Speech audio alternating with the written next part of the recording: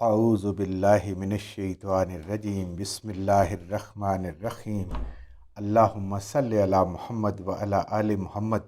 اللہ جل شانہ کا بے حساب کرم احسان اس ذات کا کہ جس نے ایک دفعہ پھر قرآن مجید سمجھنے کے لیے یہاں پہ ہمیں اکٹھا کر دیا۔ آج ہم انشاءاللہ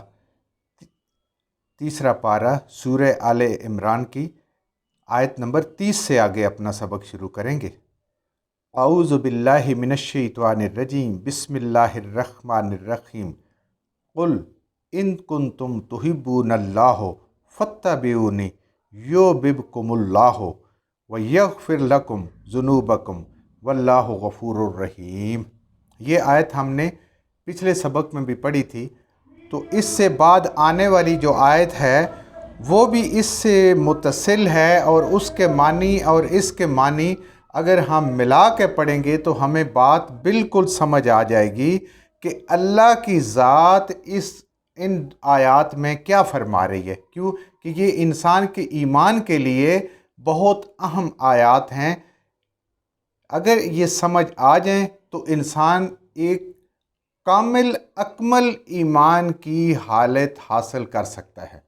اس تک وہ پہنچ سکتا ہے ان آیات کو سمجھ۔ اس لیے ہم دوبارہ پڑھ رہے ہیں اس آیت کو۔ قل، اے نبی کریم صلی اللہ علیہ وسلم فرما دیجئے، ان کنتم، اگر تم تحبون اللہ، اللہ سے محبت کرتے ہو، اگر تمہارا دعویٰ ہے اے انسانوں کہ تم اللہ سے محبت کرتے ہو، فاتبعونی، تو پس میری اتباع کرو۔ فاتبعونی، میری اتباع کرو۔ اس معیار کو اگر چیک کرنا ہے کہ تم اللہ سے محبت کرتے ہو، زبان سے دعوے کرتے ہو، تو اپنے اعمال کو دیکھ لو کہ کیا میری سنت کے مطابق ہیں، میرے حکم کے مطابق ہیں۔ فاتبعونی یحببکم اللہ، تو پھر اللہ تمہارے سے محبت کرے گا۔ تم تو دعویٰ کرتے ہو، لیکن اگر دعوے میں سچے ہو کہ میری اطاعت، سنتوں کی اطاعت تمہارے لیے بہت آسان ہے اور تم اس پہ عمل کرتے ہو، تو پھر اللہ بھی تمہارے سے محبت کرے گا۔ تمہاری محبت تو ہے ہی ہے، لیکن اگر دعوے میں سچے اور نبی کریم صلی اللہ علیہ وسلم کی سنتوں کو خوشی سے، محبت سے اپنانے کی کوشش کرتے ہو، تو اللہ بھی تم سے محبت کرے گا۔ یغفر لکم ذنوبکم، اتباع رسول صلی اللہ علیہ وسلم میں اللہ کی محبت میں اللہ جب تم سے بھی محبت کرے گا تو وہ تمہارے گناہوں کو بخش دے گا، تمہاری غلطیوں سے درگزر فرما دے گا، جتنے مرضی گناہ ہوں گے سب معاف فرما دے گا۔ واللہ غفور الرحیم، کیونکہ وہ ذات ہے بخشنے والی، وہ ذات ہے رحم کرنے والی۔ اب اس آیت کا مفہوم آپ اپنے ذہن میں رکھنا ہے۔ آپ نے اگلی آیت کو پڑھتے ہیں، پھر انشاءاللہ ان دونوں کو ملا کے ان کے اندر جو حکمت ہے اس کو سمجھنے کی کوشش کرتے ہیں۔ قل، اے نبی کریم صلی اللہ علیہ وسلم فرما دیجئے، وہ بھی آیت بھی کل سے ہی شروع ہوئی تھی، اطیعوا اللہ، اطاعت کرو اللہ کی، و رسول، اور اس کے رسول صلی اللہ علیہ وآلہ وسلم کی۔ اطاعت کرو اللہ کی اور اس کے رسول صلی اللہ علیہ وآلہ وسلم۔ ایک اور چیز جو سمجھنے والی ہے، آپ پورا قرآن پڑھیں گے، کبھی بھی آپ کو پورے قرآن میں اکیلے اللہ کی اطاعت کا حکم نہیں ملے گا۔ جب بھی اللہ کی اطاعت کی بات آئے گی، ساتھ رسول صلی اللہ علیہ وآلہ وسلم کی اطاعت، بالکل اطیعوا اللہ و اطیعوا الرسول کے الفاظ آئیں گے۔ بلکہ ایک جگہ تو بڑی مزے کی بات آپ کو ملے گی کہ جس نے رسول صلی اللہ علیہ وسلم کی اطاعت کی، گویا اس نے اللہ کی اطاعت کی۔ اس سے بھی بڑھ کر بات میرا رب فرما رہا ہے، وہ انشاءاللہ آگے ہم پڑھیں گے۔ تو اے نبی کریم صلی اللہ علیہ وسلم، ان سے فرما دیں اطیعوا اللہ و اطیعوا الرسول، اطاعت کرو اللہ کی اور اس کے رسول کی۔ اب دو الفاظ یہاں پہ دیکھنے، پچھلی آیت میں فاتبعونی اور اس آیت میں اطیعوا اللہ۔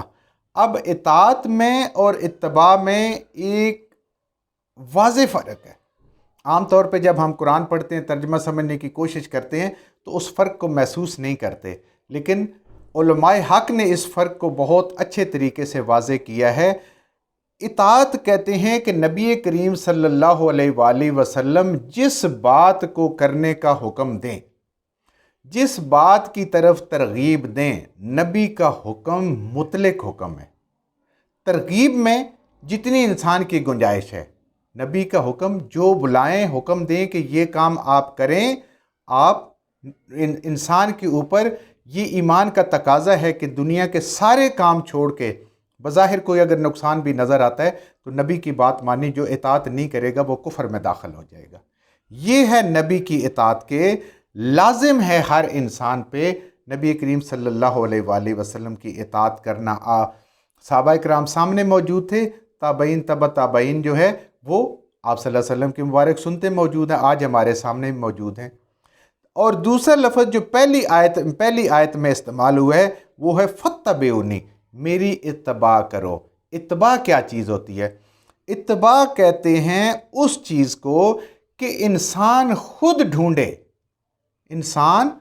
ڈھونڈے، جیسے صحابہ کرام، اور آج بھی ہم احادیث کی کتب پڑھ کے اور آپ کی روایات کو دیکھ کے کہ نبی کریم صلی اللہ علیہ وآلہ وسلم کی مبارک زندگی کیسے تھی اور اس کی نقل کرنے کی کوشش کرے، یہ ہے اتباع۔ یعنی اگر ہم اس کو سادہ الفاظ میں سمجھیں تو اطاعت کے اندر اگر محبت کو جمع کر دیں، دلی محبت کو، خالی محبت نہیں، کھوکھلے نعرے نہیں، دلی محبت کو اگر انسان جمع کر لے، آپس میں ان کو اکٹھا کر لے تو یہ اتباع بن جاتی ہے۔ اب جو حکم دیا نبی کریم صلی اللہ علیہ وسلم نے وہ تو کرنا ہے، آج بھی امت نے کرنا ہے، اس وقت بھی کیا۔ اب یہ ڈھونڈنا کہ آقا کریم صلی اللہ علیہ وآلہ وسلم کھانا کیسے کھاتے تھے، اس کی نقل کرنا، آپ کپڑے کیسے پہنتے تھے اس کی نقل کرنا، اسی طریقے سے کپڑے پہننا، آپ کی چال مبارک کیسے تھی۔ اب یہ حکم نہیں دیا اللہ کے نبی صلی اللہ علیہ وآلہ وسلم نے، جیسے وہ ایک بدو کا واقعہ بھی روایت کرتے ہیں نا کہ نبی کریم صلی اللہ علیہ وآلہ وسلم کو ایک بدو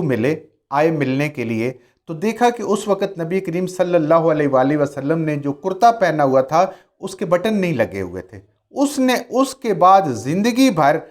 ایسی قمیض نہیں پہنی جس کے ساتھ بٹن لگے ہوئے۔ یہ وہ ہے اتباع کہ اب وہ محبت میں آگے۔ اب آقا کریم صلی اللہ علیہ وسلم نے کہا تو نہیں اس کو کہ تم بٹن نہ لگاؤ تو یہ میری سنت ہے یا اس کا حکم دیا، نہیں، اس نے دیکھا اس حال میں۔ تو یہ بھی ذرا ذہن میں ہونا چاہیے کہ صحابہ کرام کی بہت تھوڑے سے صحابہ کرام ہیں جن کی نبی کریم صلی اللہ علیہ وسلم کے ساتھ بہت زیادہ ملاقات ہوتی تھی اس وقت کے نبوت کے 23 سال میں، ورنہ کسی کی چند منٹ، کسی کی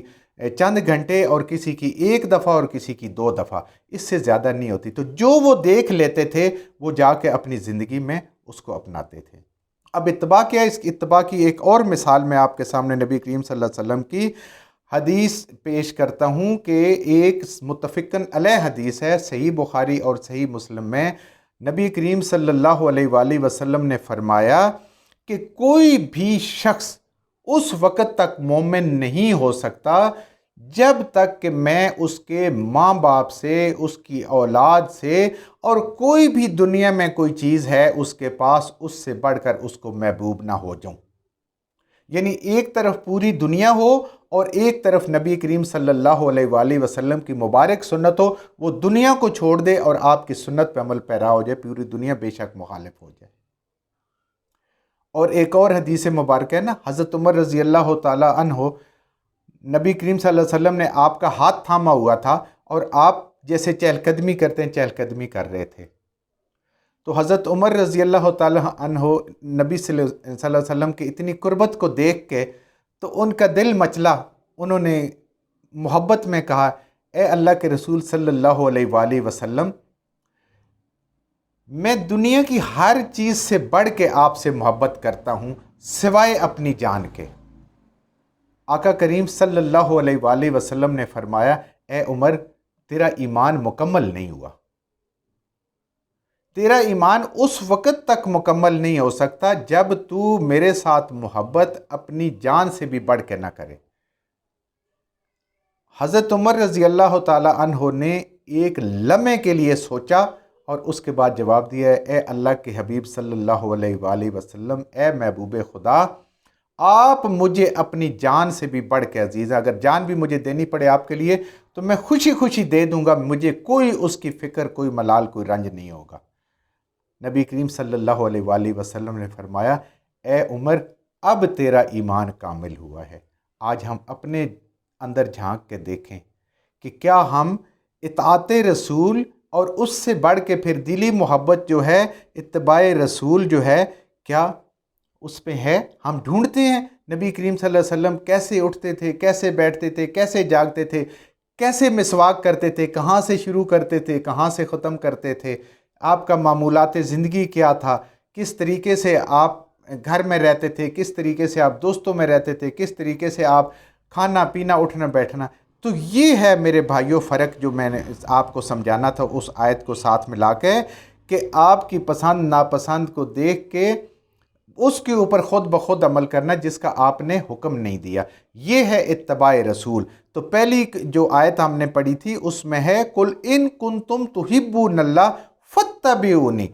جو نبی کریم صلی اللہ علیہ وسلم سے اس درجے کی محبت کرے گا، اس درجے کی اطاعت جمع محبت مل کے جب ہوگی، پھر اس کے ساتھ رب محبت کرے گا اور سارے گناہ معاف کرے گا کیونکہ وہ بخشنے والا ہے۔ اب دوسری آیت میں کیونکہ جو اطیع اللہ نہیں کرے گا وہ تو ویسے ہی کفر میں چلا جاتا ہے۔ اے نبی کریم صلی اللہ علیہ وسلم فرما دیجئے کہ اطیع اللہ و اطیع الرسول فَإِن تَوَلَّوْا فَإِنَّ اللَّهَ لَا يُحِبُّ الْكَافِرِينَ، اطاعت کرو اللہ کی اور اس کے رسول صلی اللہ علیہ وآلہ وسلم کی، جو اللہ حکم دیتا ہے اس پہ بھی عمل کرو، جو نبی کریم صلی اللہ علیہ وسلم حکم دیتے ہیں اس پہ بھی عمل کرو۔ فَإِن تَوَلَّوْا، پس اگر اس اطاعت سے منہ موڑو گے، کیونکہ فَاتَّبِعُونِی تو اس سے بھی بہت اونچا درجہ ہے نا، اگر تم اس اطاعت سے منہ موڑو گے، اس پہ عمل نہیں کرو گے، فَإِنَّ اللَّهَ، تو پس بے شک اللہ، ضرور اللہ، لا يُحِبُّ الْكَافِرِينَ، ایسے لوگوں کو جو کفر کرنے والے ہیں، جو نبی کریم صلی اللہ علیہ وسلم کی اطاعت نہیں کرتے، اللہ کی اطاعت نہیں کرتے، ان کے ساتھ اللہ کو کوئی محبت نہیں ہے، اللہ ان کو کوئی دوست نہیں رکھتے، اور اللہ ان کے ساتھ دشمنوں جیسا رویہ رکھیں گے۔ اب دیکھیں اطاعت رسول کتنی بڑی بات ہے۔ آج ہمارے لیے فجر کی 2 سنتوں کے لیے اٹھنا کتنا مشکل کام ہے، تو کیا اطاعت رسول اور اتباع رسول کے خالی نعرے نہیں رہ جاتے؟ آج انسان کے لیے داڑھی رکھنا بہت مشکل کام ہے، گھر والے بھی رکاوٹیں بن جاتے ہیں، دوست بھی رکاوٹ بن جاتے ہیں، خود انسان کو نفس بھی نہیں رکھنے دیتا داڑھی، کتنی کتنی عمر والے بڑے بھی ہو جاتے ہیں، توفیق نہیں ہوتی۔ تو کیا اتباع رسول کی طرف تو جانا بڑی دور کی بات ہے، کیا اطاعت رسول ہم کر رہے ہیں؟ اللہ ہمیں عمل کی توفیق عطا فرمائے اور نبی کریم صلی اللہ علیہ وسلم کی صرف اطاعت نہیں بلکہ اتباع نصیب کرے۔ یہ ہم نے دعائیں مانگنی ہیں اپنے لیے، اپنے بچوں کے لیے، اپنے عزیز رشتہ داروں کے لیے، جن جن کے ساتھ ہماری محبت ہے ان کو سمجھانا بھی ہے، اور ان کو، یہ مردوں کے لیے، عورتوں کے لیے، سب کے لیے۔ ان اللہ، بے شک اللہ نے، اصطفیٰ، چن لیا ہے، آدمہ، حضرت آدم علیہ السلام کو، و نوحن، اور نوح علیہ السلام کو، و آل ابراہیم، اور حضرت ابراہیم علیہ السلام کے تو کنبے کو، پورے کنبے میں سے جو نیک لوگ تھے، و آل عمران، اور آل عمران کو، عمران والد کا نام ہے بی بی مریم سلام اللہ کے، اور عمران اسی بنی اسرائیل میں حضرت موسیٰ علیہ السلام کے بھی والد کا نام ہے۔ تو یہاں پہ زیادہ ذکر جو امکان ہے، علماء فرماتے ہیں کہ یہ بی بی مریم سلام اللہ کے والد کا ذکر ہو رہا ہے کہ ان کی آگے نبوت جو چلائی اللہ نے، ان میں سے حضرت عیسیٰ علیہ السلام پیدا کیے، اللہ کے بہت ہی برگزیدہ اللہ کے رسول تھے، ان کو اللہ نے چن لیا۔ یہ اللہ کی سلیکشن ہوتی ہے، نبوت ملنا، رسالت ملنا، یہ میرے رب کی ہے۔ دیکھیں کتنے فصیح البیان اور کتنے کتنے لوگ تھے، اللہ نے موسیٰ علیہ السلام کو چن لیا۔ یہ میرے رب کی اپنی مشیت ہے، اس کی اپنی مرضی ہے، اور اس کی اپنی حکمت ہے یقیناً۔ العالمین، تمام جہانوں والوں سے، بہت بڑا درجہ ہے، کسی نبی کے درجے کو کوئی انسان سمجھ نہیں سکتا، نہ اس کے ذہن میں آ سکتا ہے، نہ اس کے مقام کو، نہ اس کے علم کو، اور کہاں امام الانبیاء، ان کو تو کسی انسان کو کیا سمجھ آ سکتی ہے؟ نہیں سمجھ آ سکتی۔ کبھی بھی زندگی میں کسی ایسی بحث میں نہ الجھیں جس میں نبی کریم صلی اللہ علیہ وسلم کی اس طرح کی باتیں ہو رہی ہوں، اس محفل سے اٹھ کے چلے جائیں، اس لیے کہ دنیا کا بڑے سے بڑا عالم، بڑے سے بڑا مفکر، مدبر جو ہے، اس کا علم اس کی اربویں حصے کے برابر بھی نہیں سمجھ سکتا۔ بس وہی کہتے ہیں جو شاعر نے کہا ہے نا کہ بعد از بزرگ توئی قصہ مختصر، ختم ہو گئی بات۔ تو انسان نے کیا کرنا ہے؟ جس پہ اللہ اپنی رحمتیں بھیج رہے، اللہ جس کی اپنی تعریفیں کر رہا ہے، اللہ جن کو معراج پہ بلا رہا ہے، تو اس لیے ایسی بحث میں نہیں، لیکن اللہ کی ذات نے ان لوگوں کو چن لیا، ان کے خاندانوں کو ان کو ایک ایک کر کے چن لیا۔ ذریتاً اولاد تھے، بعضھا من بعض، ایک دوسرے کی۔ اس میں ایسے بھی ہوا جیسے حضرت ابراہیم علیہ السلام، ان کی اولاد حضرت یعقوب علیہ السلام، حضرت اسماعیل علیہ السلام، آگے اسحاق علیہ السلام، اسماعیل علیہ السلام، اسحاق علیہ السلام کے آگے بیٹے یعقوب علیہ السلام، یعقوب علیہ السلام کے بیٹے یوسف علیہ السلام۔ اس طریقے سے یہ ایک دوسرے کی اولادیں بھی تھیں، اور اگلی نسلیں بھی بیچ میں آنے کے بعد پھر ایسا ہوا ہے۔ واللہ سمیع علیم، بے شک اللہ وہ ذات ہے سب کچھ سنتی ہے، ہر چیز اس کے علم میں ہے۔ اللہ کے لیے نہ کچھ ماضی ہے نہ کچھ مستقبل ہے، سب کچھ حال ہے جو اس کے سامنے کے لیے ہے، اللہ تعالیٰ جو اس کے سامنے ہے۔ اللہ تعالیٰ ہمیں نبی کریم صلی اللہ علیہ وسلم کی صرف اطاعت ہی نہیں، اتباع نصیب فرمائے۔ یہ ہمارے لیے بہت ضروری ہے، یہ سمجھنا اور یہ کرنا کہ نبی کریم صلی اللہ علیہ وآلہ وسلم کے ساتھ ہماری جذباتی محبت ایسی ہو کہ ہم کہیں پہ کوئی مبارک حدیث دیکھیں اور دیکھیں کہ ہمیں زندگی میں ہم اس سے کوئی مختلف کام کر رہے ہیں تو ہمارا خون جو ہے نا وہ جوش مارنا شروع ہو جائے کہ مجھ سے تو غلطی ہو گئی ہے، آج اللہ نے مجھے یہ علم دے دیا، میں نے پچھلا سارا چھوڑا، اللہ سے معافی مانگی، اور اللہ کے حبیب صلی اللہ علیہ وآلہ وسلم اور آپ کے اور میرے آقا صلی اللہ علیہ وآلہ وسلم کی سنت کے مطابق میں نے اپنے عمل کو کر لیا، خواہ پوری دنیا اس کے حیران ہو جائے کہ یہ بندہ تو ایسے پہلے نہیں کرتا تھا، آج کیوں کر رہا تھا، پتہ جو آج ہی چلا ہے۔ اللہ ہمیں ان سب چیزوں پہ عمل کی توفیق عطا فرمائے۔ جو کچھ ہم نے صحیح پڑھا اللہ ہمارے ذہنوں میں دلوں میں بٹھا دیں، جہاں جہاں پڑھتے ہوئے بولتے ہیں ہم سے غلطیاں ہو گئی، اللہ ہمیں معاف فرما دے، اور ان غلط باتوں کو ہمارے ذہنوں سے دلوں سے اللہ کی ذات نکال دے۔